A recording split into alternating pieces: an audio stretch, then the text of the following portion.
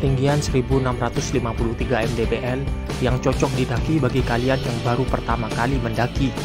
Lokasi gunung ini terletak di Mojokerto. Jalur pendakiannya pun ada banyak, yaitu via Tami Ajeng, Jolotundo, Kedungundi, Unjorawesi, Gajah Mungkur, dan Wonosuyo. Dari sekian banyak jalur, akhirnya kami putuskan untuk mendaki lewat jalur populer, yaitu Tami Ajeng, dan turunnya via Jolotundo, yang kaya akan candi-candinya di sepanjang jalur pendakian.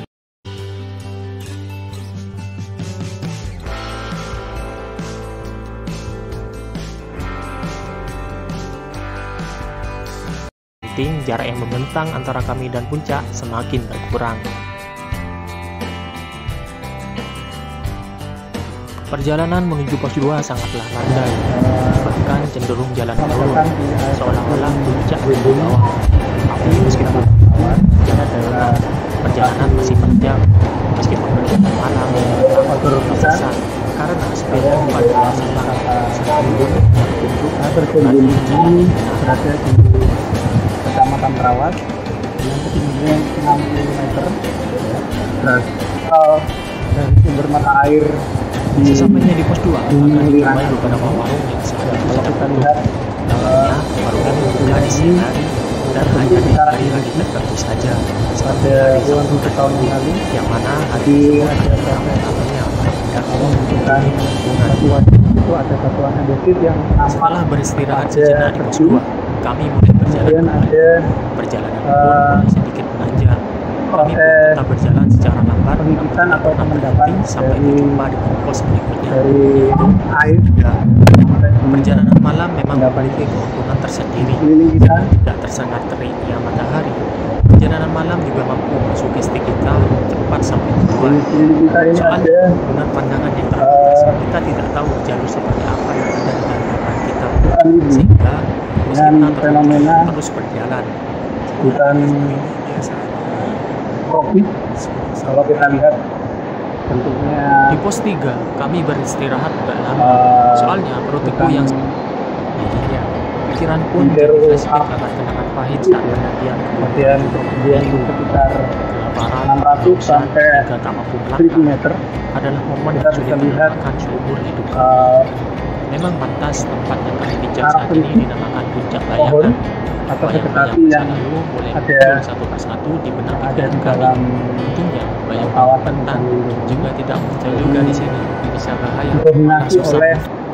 Setelah beres-beres dan membersihkan area camp kami, langkah kaki mulai bergerak menuju puncak penanggungan. Jalur awal agar kemudian dilanjutkan dengan jalur berbatu yang membuat kami ekstra hati dalam menjaga keseimbangan. Berhubung suasana masih pagi, cahaya matahari sangat sedapat dengan tubuh.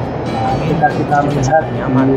Cuma debu yang berseliweran yang membuat kami seketika harus berhenti untuk itu ada daun-daun yang merangkak. Memang kondisi dari vegetasi ini ketika musim kemarau dia akan mengumpulkan daunnya. Seperti ini, habitat seperti ini cocok untuk fauna terutama burung dan monyet berekor panjang. Ya.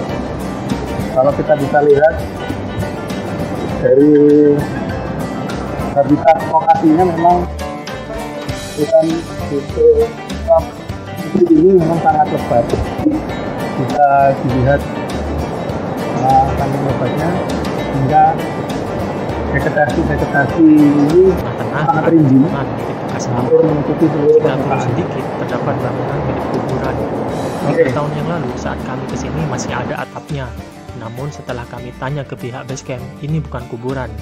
Jadi santai saja ya guys.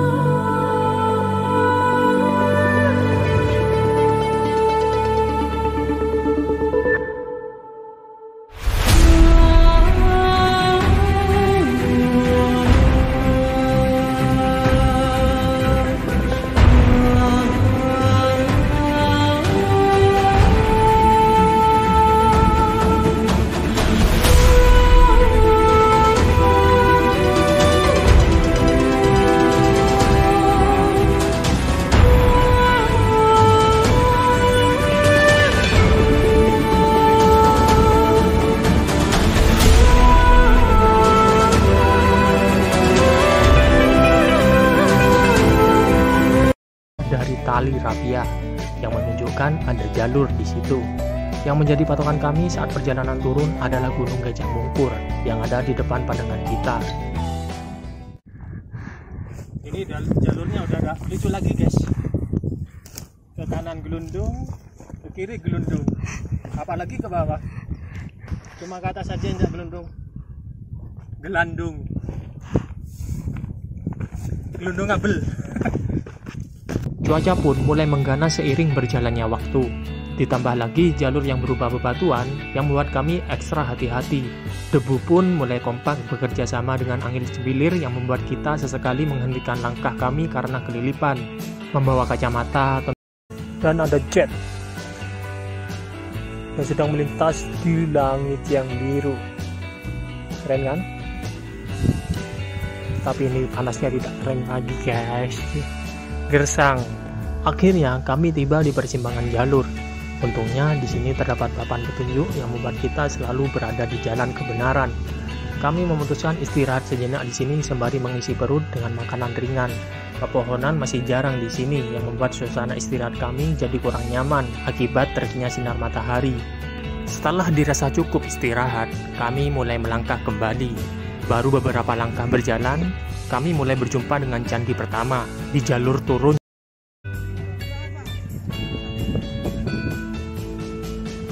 Ada candi lagi guys.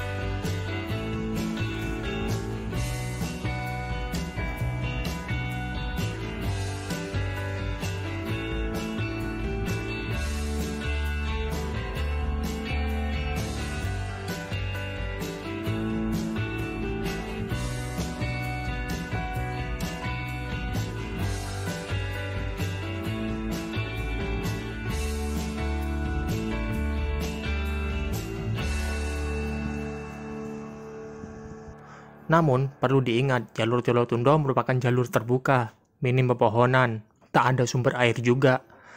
Kami saja yang melakukan perjalanan turun merasa kewalahan akan sengatan sinar mataharinya yang menusuk ke ubun-ubun. Berbeda dengan jalur Tami Ajeng, selain jalurnya yang pendek, juga terdapat banyak pepohonan di jalur tersebut, sehingga dapat meminimalisir rasa lelah dan haus.